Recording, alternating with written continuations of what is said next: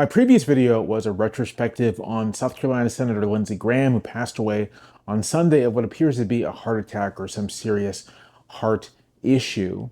And in that video, I attempted to put his recent career in context and to show that this was someone who willfully embraced the worst of what Donald Trump had to offer. That he knew full well who and what Donald Trump was and embraced him anyway for the sake of his own advancement, his own position within the Republican Party, his own career. To me, that is quite possibly the most damning thing you can say about a person that they knew right and wrong and chose wrong.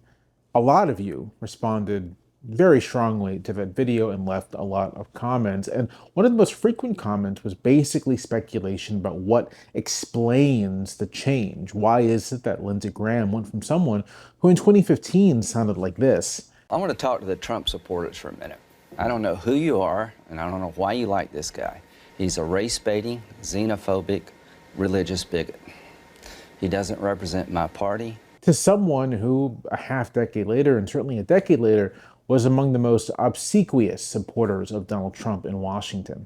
This world is better off for President Trump being president, and there's a new sheriff in town, and you saw it today. One answer that quite a few people came up with was that Lindsey Graham was compromised in some way, that he was being blackmailed, that there was compromise, there was something someone had on him that was compelling this change. Now, I don't think that's the case for a few reasons. The first, as I sort of alluded to in the previous video, Graham has always had this nasty streak. You can see it most clearly in his advocacy for wars and his support for violence against Arab and Muslim nations. Can I say this? Why is it okay for America to drop 2 nuclear bombs on Hiroshima and Nagasaki to end their existential threat war? Why was it okay for us to do that? I thought it was okay. To Israel, do whatever you have to do to survive as a Jewish state. Senator, again, military officials say... And as plenty of observers have noted, Graham has always been more of a follower than a leader. He has latched himself on to powerful figures in hopes of basically being in the in crowd. That seemed to be the basis of his relationship with John McCain, who, it's noteworthy, after Donald Trump began attacking McCain, especially after McCain's death, Graham was mostly silent, couldn't stand up for someone he had claimed was his best friend. That, to me, demonstrates that this is a person whose instinct is to try to go along and to get along with people who seem to be powerful, or at least on the up and up. But the other thing is that I just don't think that blackmail or compromise or anything like that is necessary to explain the behavior of Graham or anyone who has shown themselves to be without integrity or without character in the face of Donald Trump. There is a laundry list of people at this point who, when faced with the temptation of Donald Trump, they give in and find themselves devolving into their worst selves, expressing their worst and most base impulses.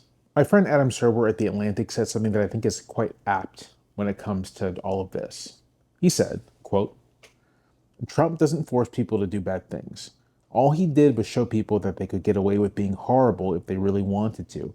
And a lot of powerful people decided they didn't need to pretend anymore, especially those in influential positions who could push back but did not." I think this is absolutely true. I think this is perhaps the truest observation about Trump and his relationship to others that I have seen. Trump isn't forcing anyone to do anything. And there are all these points, beginning in 2015, at which people had the capacity, had the ability to stop him, to push back. But they didn't. They saw him as someone useful, someone who could get them what they want.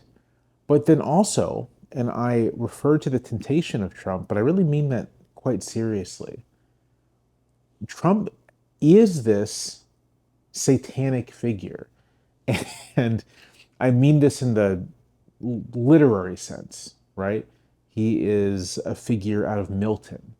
He is this figure who, for all of his lack of sophistication and his bottomless narcissism and everything, he puts out in front of people a choice. And he says to them, essentially, that if you follow me, I can give you what you want. And all you have to do is show me total allegiance. And the cost of that, right, the cost of showing that total allegiance is that you degrade yourself. You apologize for stuff that is unacceptable. But the other part of this that what Trump offers is alluring. And this is what Adam's getting at. It is this promise of impunity, of being able to act in ways that are profoundly antisocial and never facing any consequences for it. And that is incredibly seductive to a lot of people. And I think that's basically what happened to Graham. It's not that he was a great guy or anything, but that there was a sense of decorum that he felt compelled to adhere to as a senator, as a person in public life. And Trump showed him that he didn't have to do that at all. Trump showed him that that decorum was unnecessary, that that decorum might even be an obstacle. And all he had to do to kind of enjoy the benefits of behaving in this way is pledging his loyalty to Trump. And so he did it. And a lot of people have done it. A lot of people, both important and not so important, have used Trump as license to be their worst selves. And I do think that one of his lasting legacies in our politics, whenever his time comes, one of his lasting legacies is going to be that he has stripped away the pretense from American politics. And some might say, great, no pretense, no hypocrisy. But I'm a little more circumspect, because what the lack of pretense has done for us is produce a world where people don't even pretend that they hold any virtues, that they don't even pretend that they're doing anything for the common good or the public good. It's all just selfishness and base instincts. I'm a firm believer that you are what you do.